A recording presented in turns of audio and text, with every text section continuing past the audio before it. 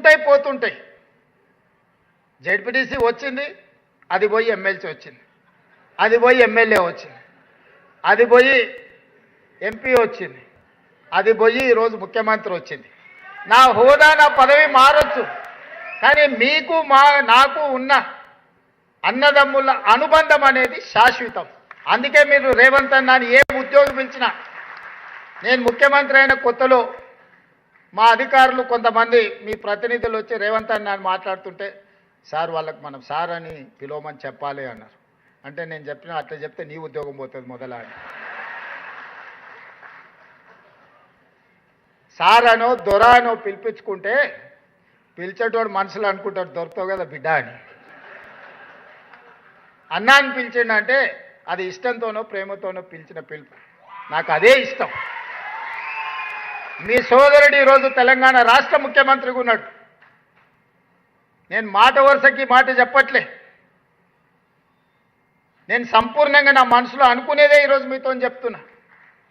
నాకు ఒక బాధ్యత ఉంది, మీకు ఒక బాధ్యత ఉంది. మనందరం కలిస్తేనే 4 కోట్ల ప్రజలకు సేవ అందించగలం, సంక్షేమ ఫలాలను చేరవేయగలం. ఈ తెలంగాణ రాష్ట్రాన్ని దేశంలోనే నెంబర్ 1 రాష్ట్రంగా మనం తీర్చిదిద్దగలం. ఇవాళ మీరే ఆలోచన చేయండి. మారిందల్లా మా 17 మందిమే ఉన్నది. మీరే ఎమ్మెల్యేలు ఎంపీలు దాదాపుగా 50% పైగా పాతోళ్ళే గెలిచి ప్రభుత్వ నిర్ణయాలు చేసే 15 మంది మాత్రమే మారినాం. 10 సంవత్సరాలు ధనిక రాష్ట్రంగా ఉన్న రాష్ట్రాన్ని 8,11,000 కోట్ల రూపాయలు అప్పు చేసి అన్ని రకాల సమస్యలను సృష్టించి 10 సంవత్సరాలలోనే 100 సంవత్సరాల కాలం చేయగలిగిన విధ్వంసాన్ని చేసి ఎక్కడిదక్కడ పడేసి నిత్యం 12 గంటలు పనిచేసే ప్రభుత్వ ఉద్యోగులకు మొదటి తారీఖు నాడు జీతభత్యాలు ఇవ్వని పరిస్థితి రాష్ట్రంలో ఉండేనా లేదా మీరే ఆలోచన చేయండి. నేను ఒక్క మాట అడగదలుచుకున్న మిమ్మల్ని, డిసెంబర్ 7, 2023 నాడు ప్రజాపాలన ప్రభుత్వం బాధ్యత తీసుకోకంటే ముందు డిసెంబర్ 1 నాడు మీకేమైనా జీతాలు వచ్చిండేనా మీరు ఒక్కసారి ఆలోచన చేయండి. విడతల వారీగా మీరెక్కడనో విధిలేని పరిస్థితుల్లో ఇన్స్టాల్మెంట్లల్లో మీరు ఇల్లు తెచ్చుకోనో, పిల్లల చదువుల కోసం తెచ్చుకోనో, లేకపోతే ఆరోగ్యం కోసం తల్లిదండ్రుల ఆరోగ్యం కోసం మీరు లోన్లు తెచ్చుకొని ఇన్స్టాల్మెంట్లు మీరు కట్టుకుంటుంటే మీ యజమాని కూడా మీకు జీతాలు ఇన్స్టాల్మెంట్లలో ఇచ్చే పరిస్థితి ఉండే. ఆ రోజు ఏ రోజు కూడా 10 తారీఖు కంటే ముందు మీకు జీతాలు వచ్చే పరిస్థితి లేదు. మొత్తం జీతం ఒక్కసారి కూడా వచ్చే పరిస్థితి లేదు. వెనకటికి ఎవరో అనేది మేం పఠాన్లకు బాకీ, మాకు పకీర్లు బాకీ అని. రాష్ట్ర ప్రభుత్వం యొక్క పరిస్థితి మొత్తం గందరగోళం. నేను 7 తారీఖు మధ్యాహ్నం బాధ్యత తీసుకొని సాయంత్రం సచివాలయానికి వెళ్ళి నా ఛాంబర్లో కూర్చున్న తర్వాత ఇదే రామకృష్ణారావు గారు, శాంతకుమారి గారిని ఇద్దరిని, వీరు ఆర్థిక ఫైనాన్స్ సెక్రటరీ ఆ రోజు ఇద్దరిని పిలిపించి కూర్చోబెట్టి ఏంది పరిస్థితి అని అంటే వాళ్ళు ఏదో మొత్తం వాళ్ళు తయారు చేసింది చెప్పబోయి అవన్నీ వద్దు, కానీ ప్రజలకు సేవలు అందిస్తున్న మన ప్రభుత్వ ఉద్యోగుల పరిస్థితి ఏంది, ఈ నెల డిసెంబర్ 1 నాడు జీతభత్యాలు ఇచ్చిండ్రా లేదా అని అంటే ఇంకా లేదు సార్, సర్దడానికి ప్రయత్నం చేస్తున్నా, అక్కడ ఇక్కడ కొన్ని ఇచ్చినా ఈ నెలాఖరు వరకు మాత్రం ఈ మంత్ జీతాలు ఇస్తాం సార్ డిసెంబర్ నెల అని అడిగారు. నేను రామకృష్ణారావు గారికి చెప్పిన, నాకు ఇవన్నీ చెప్పకు, ఈ డిసెంబర్ 7 తారీఖు నుంచి బాధ్యత నాది. అంటే జనవరి 1 తారీఖు నాడు ఇచ్చే జీతం నేను ఇవ్వాల్సిన జీతం, డిసెంబర్ 1 నాడు ఇవ్వాల్సిన జీతం చంద్రశేఖరరావు గారు ఇవ్వాల్సిన జీతం. వారి జీతం నీ ఇష్టం విడతల వారిగా ఇస్తే ఇవ్వు, నాకు అభ్యంతరం లేదు, కానీ నా కోసం పనిచేసే ప్రభుత్వ ఉద్యోగస్తులకు నేను వచ్చిన తర్వాత విడతల వారిగా అనేది కుదరదు అని 2024 జనవరి 1 తారీఖు నాడు మొదలుపెట్టి ఈ రోజు వరకు ఎన్ని సమస్యలు, ఎన్ని అవాంతరాలు, ఎన్ని అభ్యంతరాలు, ఎన్ని ఆర్థిక ఎగుడు దిగుడు పరిస్థితులు వచ్చినా మీకు 1 తారీఖు నాడు జీతాలు ఇచ్చినా లేదా మీరు ఒక్కసారి ఆలోచన చేయండి మిత్రులారా. ఇది నేను గొప్పల కోసం చెప్పట్లేదు. మీకోసం గుర్తు చేస్తున్నా, నేను నా బాధ్యతాయుతంగా వ్యవహరిస్తున్నానా లేదా అని మిమ్మల్ని అడగడం కోసమే ఈరోజు ఈ అంశాన్ని మీ ముందు ప్రస్తావిస్తున్నా. మీరే కాదు, 58 సంవత్సరాలు ఉన్న ప్రభుత్వ ఉద్యోగస్తులను 61 సంవత్సరాలకు పెంచి ఆ రిటైర్మెంట్స్ అన్నీ 2024 నుంచి మొదలైనవి. మూలిగే నక్క మీద తాటికాయ పడ్డది అన్నట్టు మీ జీతభత్యాలకే నేను ప్రయత్నం చేస్తుంటే ప్రతి నెల 1000 కోట్లు రిటైర్మెంట్ బెనిఫిట్స్ కూడా నాకు మళ్ళీ మోపైనాయి. మా జగదీష్ కలిసినప్పుడల్లా 35 ఏళ్ళు సేవ చేసిరు సార్, పిల్లల పెళ్ళి ఉండే, ఆరోగ్యం లేదు, ఆపరేషన్ ఉంది, రిటైర్మెంట్ బెనిఫిట్స్ ఇవ్వకపోతే ఎట్లా సార్ అంటాడు. ఉండరా నాయన, ఉన్న జీతం ఇచ్చేటట్లేదు, రిటైర్మెంట్ బెనిఫిట్స్ నేను ఎక్కడికి వెళ్ళే వాళ్ళ, మరి ఏదన్నా నువ్వు ఆదాయం పెంచాలి కదా అని నేను. అయినా ఎప్పుడు మిమ్మల్ని చిన్న చూపు చూడలే, అన్ని ప్రయత్నాలు చేసినాం. కొద్దిగా నెలకు 200, 300 నుంచి 500 నుంచి 750 కోట్లు ప్రతి నెల మీ రిటైర్మెంట్ బెనిఫిట్స్ లెక్క కట్టించినా సరిపోతలేవంటే మనొక రోజు చర్చలు వచ్చినప్పుడు ఇక ఏమన్నా కానీ నాయన 100 రోజుల్లో 6000 కోట్లు ఇస్తా అని చెప్పిన. మొదటి విడత 2000 కోట్లు ఇచ్చినా లేదా మీ జేఏసీ నాయకులను చెప్పమని ఈరోజు చెప్పిన మాట మీద ఉన్నదా లేదా ఈ ప్రభుత్వం?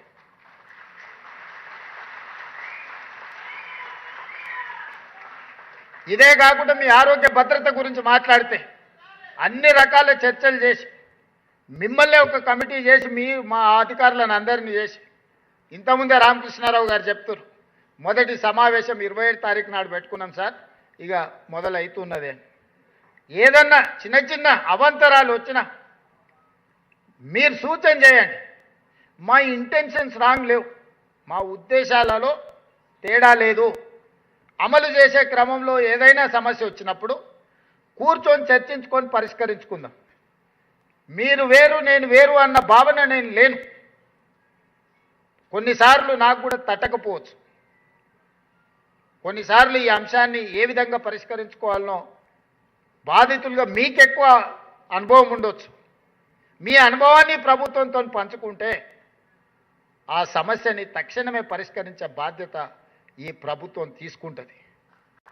ఈరోజు మీ ఆరోగ్య భద్రత కావచ్చు, మీ రిటైర్మెంట్ బెనిఫిట్స్ కావచ్చు, మీ శాలరీస్ కావచ్చు, ప్రమాదవశాత్తు ఏదైనా జరిగితే, జరగరాని దురదృష్టకర సంఘటన జరిగినప్పుడు ఈ ప్రభుత్వమే ఒక కుటుంబ పెద్దగా వ్యవహరించి మీ కుటుంబాన్ని ఆదుకునే మంచి ఆలోచనతోని ఈరోజు ఈ కార్యక్రమాలన్నీ కూడా తీసుకొని ముందుకు వస్తున్నాం.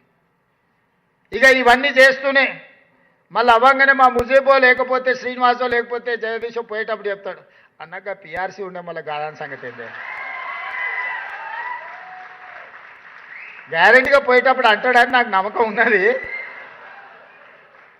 తప్పకుండా మా ఉప ముఖ్యమంత్రి గారికి నేను సూచన చేస్తున్నా, దానికి సంబంధించి కూడా మనం ఇచ్చిన మాట ప్రకారం ఆ మాట నిలబెట్టుకోవడానికి మనం ఖచ్చితమైన ప్రయత్నం చెయ్యాలి. వాళ్ళ విశ్వాసాన్ని మనం నిలబెట్టుకోవాలి.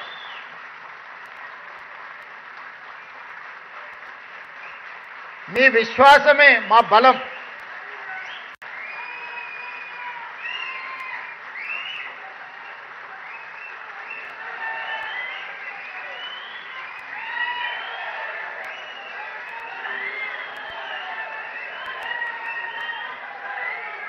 మిత్రులారా, నా ఇంకొక విజ్ఞప్తి, రోజుకొక గంట మనం అదనంగా పనిచేద్దాం. మనం ఏం బిల్లులు పెంచుతలేం, కానీ మన కట్టాల్సిన పన్నులు కొంతమంది కట్టకుండా తప్పించుకుంటున్నారు.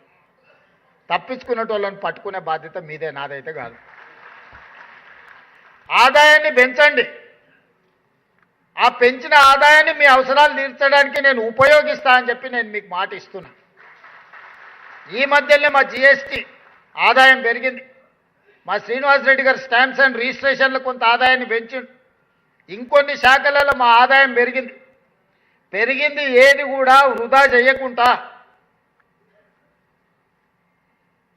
ప్రభుత్వ ప్రతినిధులుగా మీకే వాటిని ఖర్చు పెడుతున్నాం. ఇవాళ ఇందిరమ్మ ఇల్లు చిన్న ఆరోపణ లేకుండా 4.5 లక్షల ఇందిరమ్మ ఇండ్లు పేదవాళ్ళకి ఇస్తే దాదాపుగా 7 నుంచి 8 వేల కోట్ల రూపాయలు లబ్ధిదారులకు పంచిపెడితే అనా పైసా అవినీతి జరగకుండా చిన్న ఆరోపణ లేకుండా ఈరోజు ఆ పథకం అమలు జరుగుతుందంటే అందులో మీ శ్రమ లేదా? అడిగిన ప్రతి పేదవాడికి రేషన్ కార్డు అందించిందంటే అందులో మీ సేవ లేదా?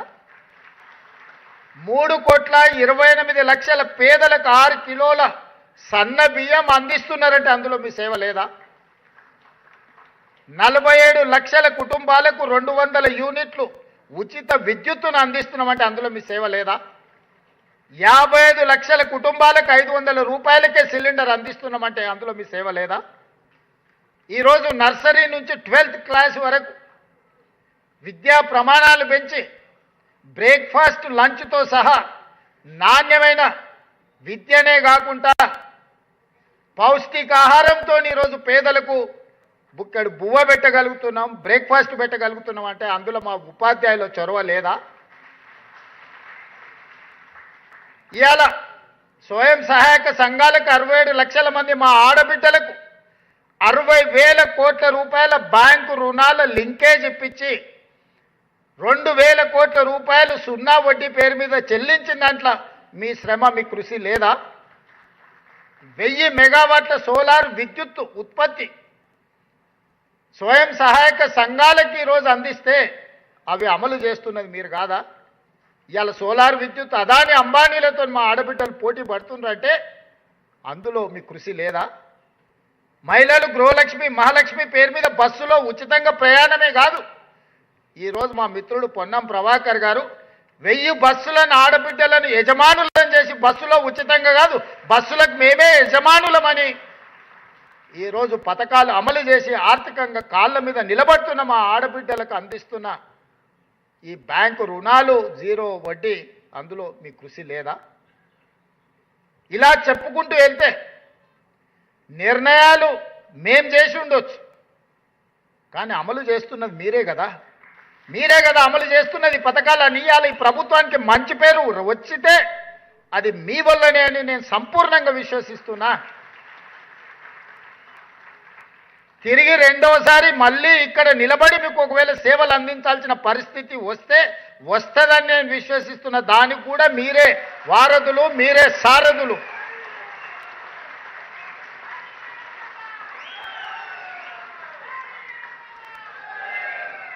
ఒక ప్రభుత్వానికి ప్రజలకు అనుసంధానకర్తలు, ఒక ప్రభుత్వం యొక్క ఇమేజ్ బిల్డింగ్ ప్రాసెస్లో బ్రాండ్ అంబాసిడర్సే మా ప్రభుత్వ ఉద్యోగులు.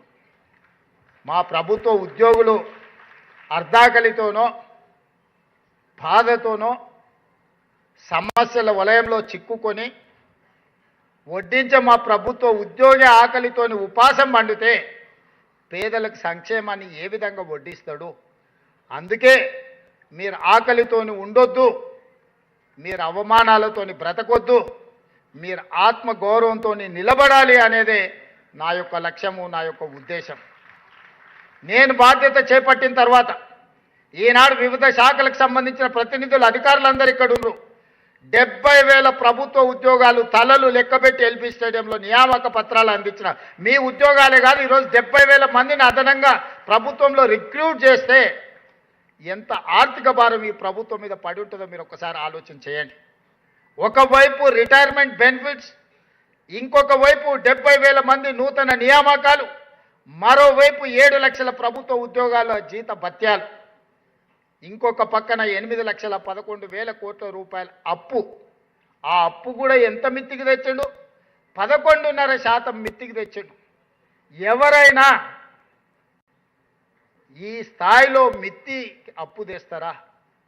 ఇవాళ డెట్ను రీస్ట్రక్చర్ చేసి 7.25కి నేను తగ్గించిన కేంద్ర ప్రభుత్వంతో మాట్లాడి. ఫైనాన్షియల్ ఎక్స్పర్ట్స్ మీలో చాలామంది ఉన్నారు. ఆర్థిక నిబద్ధత,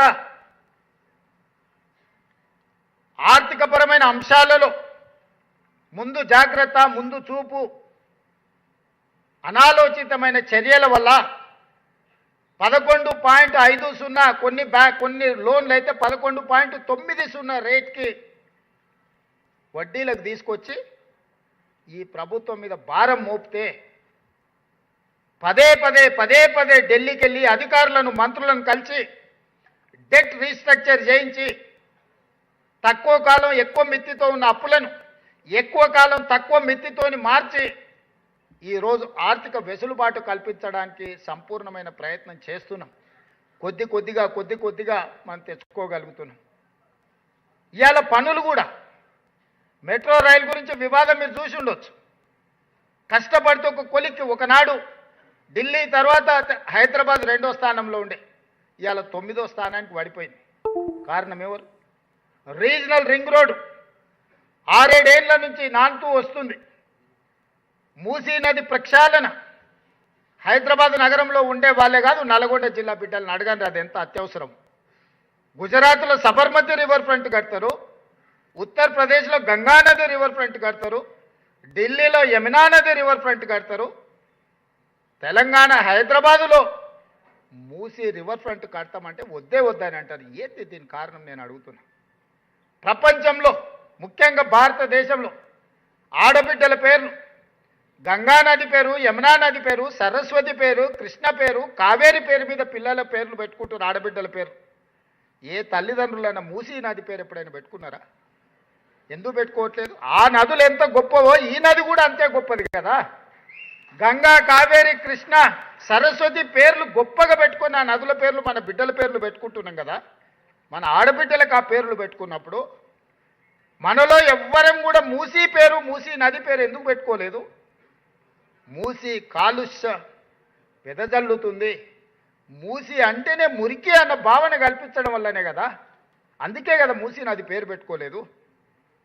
అందుకే ఈనాడు కాలుష్యం అయిపోయిన మురికిని వెదజల్లి నల్గొండ జిల్లా బిడ్డల ప్రాణాలు తీస్తున్న మూసీని ప్రక్షాళన చేసి కట్టాలని నేనంటే నా కాళ్ళలో కట్టె పెట్టాలని కొంతమంది తిరుగుతూ ఉన్నాం.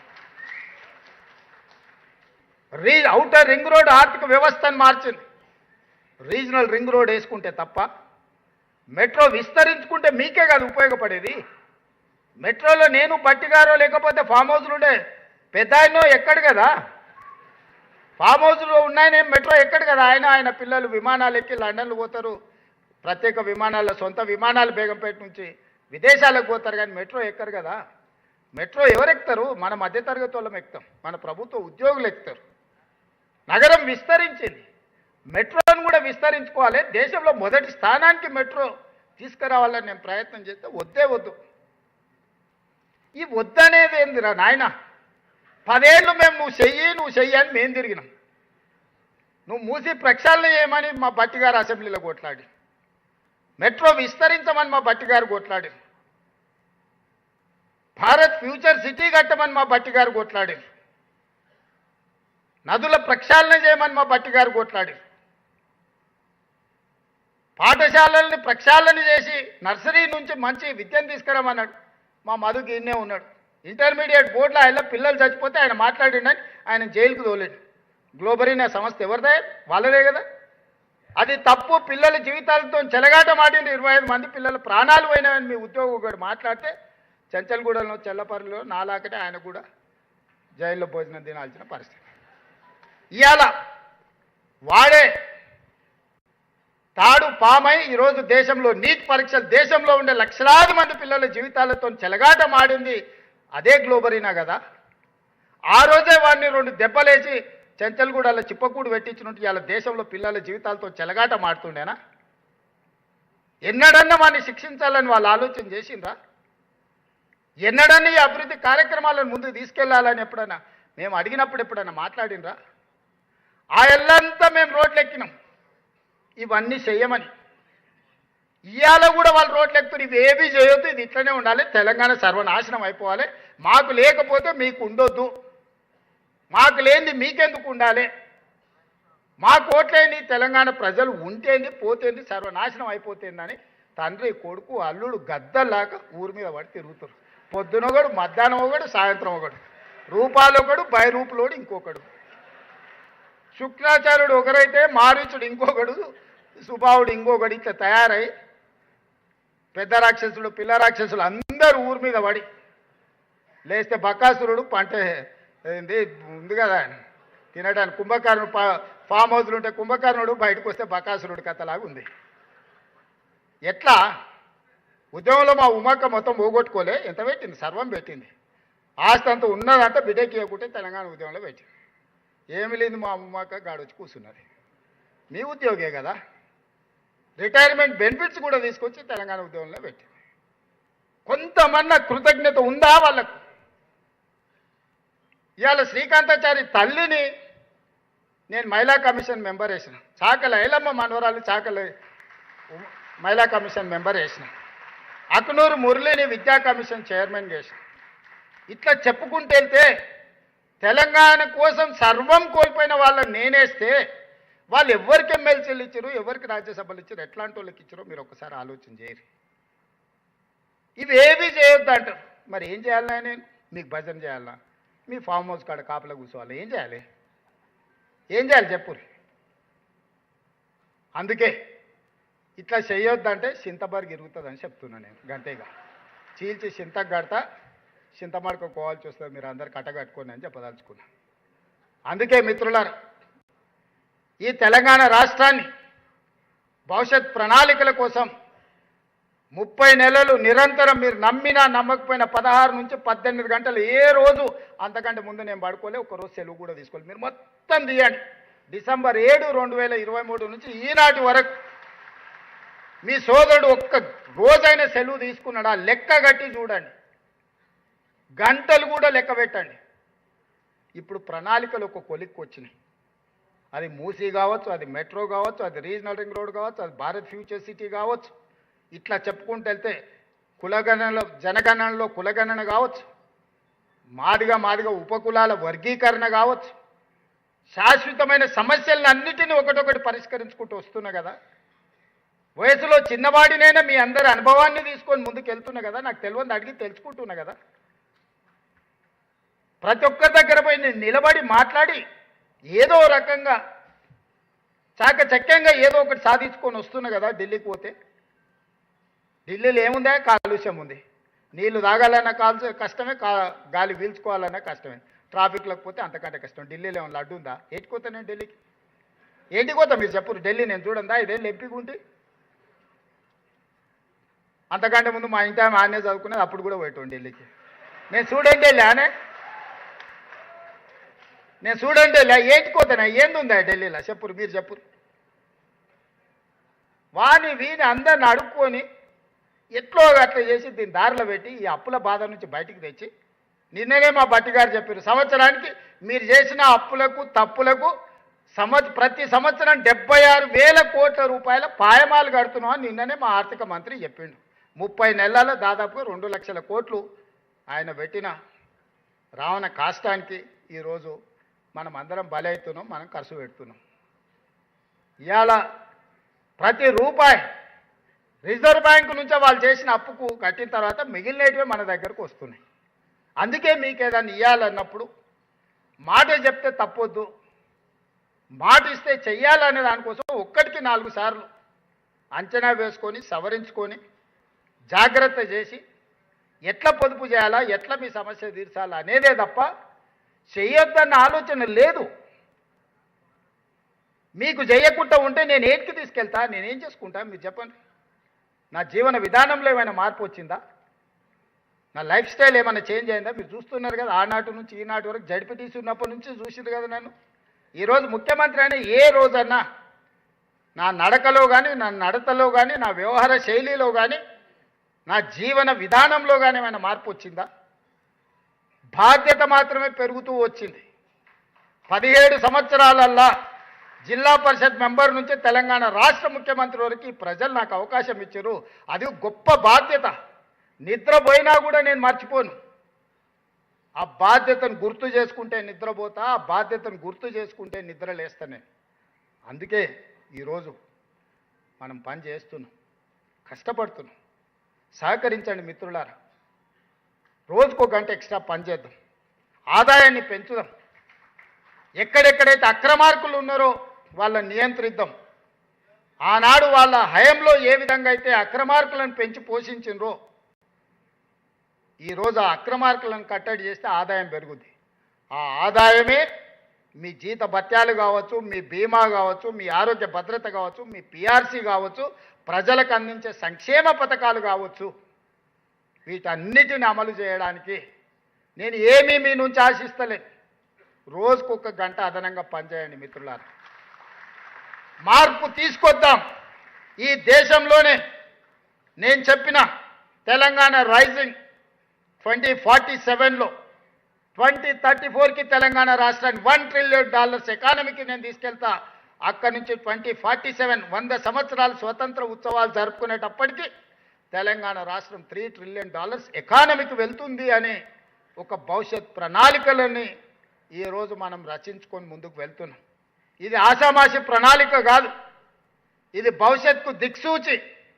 ఇవాళ దిశగా మనం అడుగులు వేస్తున్నాం, ఆ దిశగా పెట్టుబడులను ఆకర్షిస్తున్నాం, ఆ దిశగా ఇన్ఫ్రాస్ట్రక్చర్ క్రియేట్ చేస్తున్నాం, శాంతి భద్రతలను కాపాడుతున్నాం. ఇంటర్నేషనల్ స్టాండర్డ్ ఇన్ఫ్రాస్ట్రక్చర్ లేకపోయినా, శాంతి భద్రతలు 100% ఉండకపోయినా పెట్టుబడులను ఆకర్షించలేము. పెట్టుబడులు పెట్టేవాళ్ళు రారు. పెట్టుబడులు పెట్టేవాళ్ళు రాకపోతే మన పిల్లలకు ఉద్యోగ ఉపాధి అవకాశాలు రావు. ఇవాళ ఉద్యోగ ఉపాధి అవకాశాలు ఇవ్వాలన్నా, రాష్ట్రాన్ని ఆర్థిక ప్రగతి పట్టాలు ఎక్కించాలన్నా, ఈ రాష్ట్రంలో శాంతి భద్రతలను కాపాడాల్సిన బాధ్యత మన అందరి మీద ఉంది. ఈ రాష్ట్రానికి ఆదాయాన్ని పెంచాల్సిన బాధ్యత మన అందరి మీద ఉంది. ఈరోజు తెలంగాణ రైజింగ్ 2047కి దేశంలో $30 ట్రిలియన్ ఎకానమీకి భారత ప్రభుత్వం ప్రణాళికలు వేస్తే అందులో 10% కంట్రిబ్యూషన్ మనం ఇవ్వాలనుకుంటున్నాం. ఈనాడు దేశ జనాభాలో మనం 2.5% ఉంటే ఈరోజు 5% జీడిపి మనం తెలంగాణ రాష్ట్రం నుంచి ఇస్తున్నాం. రేపు ఇదే 2.5% 10% ఆర్థికంగా జీడిపిలో దేశ ఆర్థిక వ్యవస్థలో భాగస్వాములను కావాలి అని ఈరోజు అభివృద్ధి ప్రణాళికలు రచించుకొని ముందుకు వెళ్తున్నాము. ఇందుట్లో మీ సహకారం ఉండాలి. ఇది నేను ఒక్కడిని కష్టపడితే సాధ్యమయ్యే పని కాదు. మీకందరికీ ముందల నిలబడి ముందుకు తీసుకెళ్తాను. మీరందరూ నాకు అండగా నిలబడితేనే ఈ వ్యవస్థ సాధ్యమవుతుంది. ఈ దేశంలో తెలంగాణ రాష్ట్రాన్ని మనం నెంబర్ 1గా నిలబెట్టుకోగలుగుతాము. ఈ దేశంలో తెలంగాణ రాష్ట్రం నెంబర్ 1గా ఉండాలి అంటే నా ఉద్యోగ సోదరులందరూ నాకు సహకరించాలి. మనందరం కష్టపడితే 100% సాధ్యమవుతుంది. రాజకీయ వ్యవస్థలన్నీ వైఫల్యం చెందినప్పుడు మీరందరిని అడుగుం బిజించినాకనే 60 సంవత్సరాల తెలంగాణ కళ సాకారమైంది. తెలంగాణనే సాధించగలిగిన మీరు ఆర్థిక వ్యవస్థను సృష్టించలేరా అని నేను అడుగుతున్నా. తెలంగాణ ఉద్యమంలో మనందరం ప్రత్యక్ష భాగస్వాములమే కదా. రాజకీయ వ్యవస్థలని తమ చేత కాదు అని కాడి కింద పడేసినప్పుడు పొలిటికల్ జేఏసీకి నాయకత్వం, మీలో ఉండే ఒక ప్రొఫెసర్ నాయకత్వం వహించి లక్షలాది ఉద్యోగులు రోడ్డు మీదకి వచ్చినాకనే కదా తెలంగాణ రాష్ట్రం వచ్చింది. కొంతమంది తమ ఖాతాలో రాసుకోవచ్చు, అధికారం వచ్చింది కదా అని రాసుకున్నదే చెల్లుతుంది, చెప్పిందే వేదంగా ఉంటుంది అని అనుకున్నారు. కానీ అట్లా అనుకున్న మహామహులం అనుకున్న వాళ్ళందరూ కూడా కాలగర్భంలో కలిసిపోయారు. మన కళ్ళ ముందల నిజామే ఉన్నాడు. నిజాం కంటే కొత్త ఉదాహరణ మనకి ఏది అక్కర్లేదు. అందుకే ఈరోజు ప్రజలు రాసుకున్న తెలంగాణ, ప్రజల కోసం తెచ్చుకున్న తెలంగాణ, ప్రజల కోసం పనిచేస్తున్న ప్రభుత్వ ఉద్యోగులకు భద్రత కల్పించే బాధ్యత మాది. 100% నిష్పక్షపాతంగా నిస్సందేహంగా ఈ ప్రభుత్వం మీకోసం ఉంటుంది అని మీ అందరికి తెలియజేస్తూ మీ దగ్గర సెలవు తీసుకుంటున్న మిత్రులారా.